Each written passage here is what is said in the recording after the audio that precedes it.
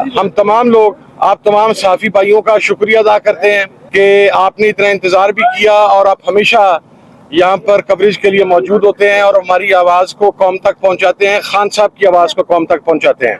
आज मुज़ाकराती कमेटी की जो हमारी साइड से है, उमर अयूब साहब की सरबराही के अंदर खान साहब के साथ मुलाकात हुई और उसके अंदर CM KP के अली अमीन गंडापुर साहब मौजूद थे। उसके अंदर मोहतरम सलमान अकरम राजा साहब सेक्रेटरी जनरल पाकिस्तान तहरीक इंसाफ मौजूद थे। उसके अंदर मजलिस वफ़ाक़त मुस्लिमीन के सरबराह राजा नासिर अब्बास साहब मौजूद थे।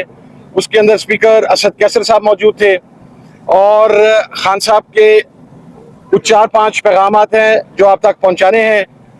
सबसे पहले तो ये कि रेमिटेंस के हवाला से रेमिटेंस की कॉल जारी रहेगी और उसकी नौबत क्यों आई कि 1971 के बाद पाकिस्तान में पहली मर्तबा किसी पॉलिटिकल पार्टी को इस तरीके से विक्टिमाइज किया गया, पॉलिटिकल पार्टी के बुनियादी हकूक सलब किए गए, पाकिस्तान तहरीक इंसाफ के कारकुनान को टॉर्चर का निशाना बनाया गया, पार्लियामेंटेरियंस की चादर और चार दीवारी का तकद्दुस पामाल किया गया और बहसीत मजमूई सिविल राइट्स और ह्यूमन राइट्स को सस्पेंड किया गया। तो उसके ऊपर रेमिटेंस की कॉल हमारी जारी रहेगी। उसके बाद इलेक्शन के अंदर भी जो 8 फरवरी में आपके सामने हुआ, जिस तरीके से हमारा मैंडेट चुराया गया, वो भी उसके अंदर एक वजह शामिल है। और दूसरी चीज़ ये कि मुज़ाकरात के कट ऑफ के लिए जो एक टाइम फ्रेम है वो जनवरी एंड है।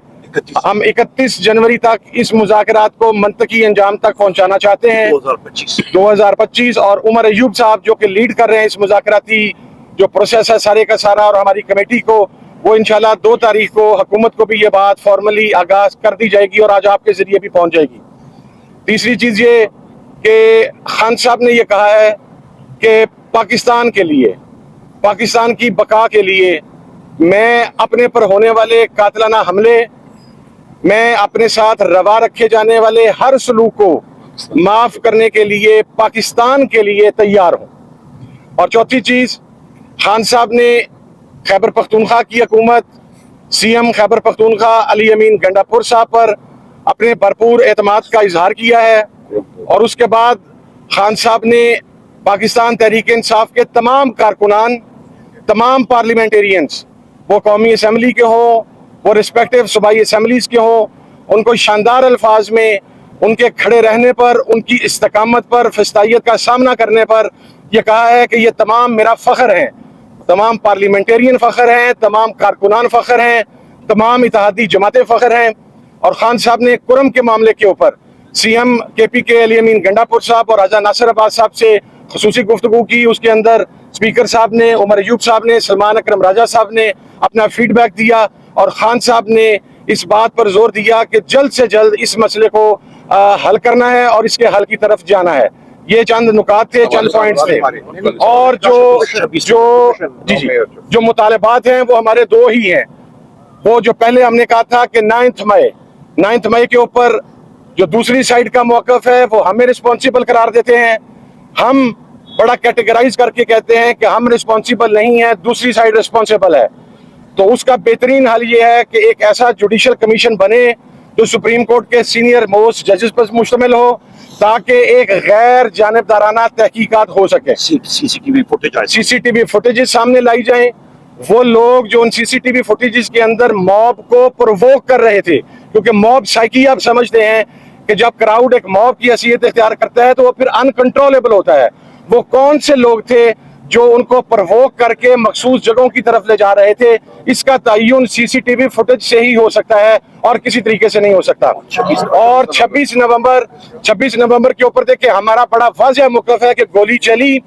आज की तारीख तक जो हमारे पास एग्जैक्ट डेटा है, हमारे 13 कारकुनान शहीद हैं, हमारे 64 बुलेट इंजरीज हैं और हमारे मिसिंग कारकुन जो हैं उनकी तादाद 150 से 200 के दरमियान है। उसके ऊपर हमारा मौक़िफ़ बहुत क्लियर है कि ये पाकिस्तान की अवाम पर हमला था, पाकिस्तान की जमहूरियत पर हमला था और इस हमले के जो जिम्मेदारान हैं, जिन्होंने ये ऑर्डर दिया गोली चलाने का, वो इसके रिस्पॉन्सिबल हैं।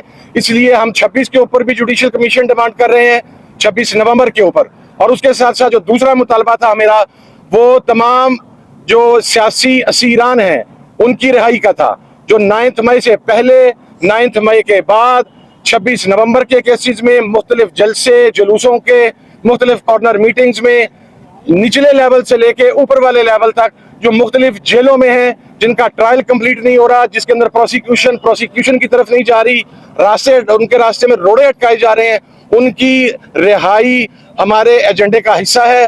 और आखिरी बात, इमरान खान साहब की रिहाई। इमरान खान साहब की रिहाई किसी डील के जरिए नहीं होगी, कोई पेपर साइन करके नहीं होगा। जिस तरह कुछ लोग रात की तारीकी में पेपर साइन करके इस मुल्क से बाहर चले गए सजा याफ्ता होने के बावजूद। इमरान खान अपने तमाम मुकदमात का सामना अदालतों में करके अदालतों के जरिए इमरान खान बाहर आएगा। वो कोई ऐसी बात पर यकीन नहीं रखता। और ये भी मैं आपको एक बात अर्ज कर दूं, इमरान खान साहब वहां पर अभी भी फोकस थे कि आप सिर्फ असीरान, कारकुनान, इनकी रिहाई की बात करें, लेकिन कमेटी के तमाम मेंबरान का, तमाम इत्तेहादी जमातों का, पूरे पाकिस्तान की तहरीक इंसाफ की क़यादत का हमने खान साहब को पैगाम दिया कि आपकी रिहाई हमारे एजेंडे का हिस्सा है।